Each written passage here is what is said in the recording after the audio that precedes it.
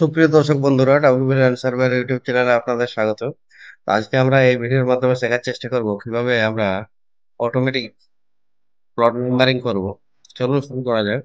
এর জন্য আমাকে সর্বপ্রথম কমেন্ট টাইপ করতে হবে, এন এম এন্টার,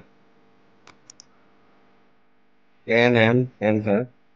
এরপর কি দেখাচ্ছে ইনক্রিমেন্ট, মানে কত পর পর বাড়াবে না দিয়ে। আহ, এ- এখানে দেখুন আমার প্লট নাম্বার আছে 1639।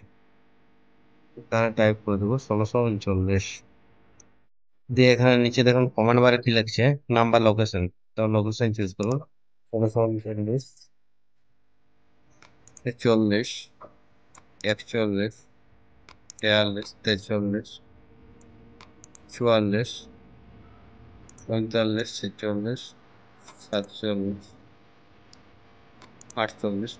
এবারও এইভাবে পরপর ক্লিক করে করে যাবেন, আপনার অটোমেটিক নাম্বারিং হয়ে যাবে। ঠিক আছে, ধন্যবাদ।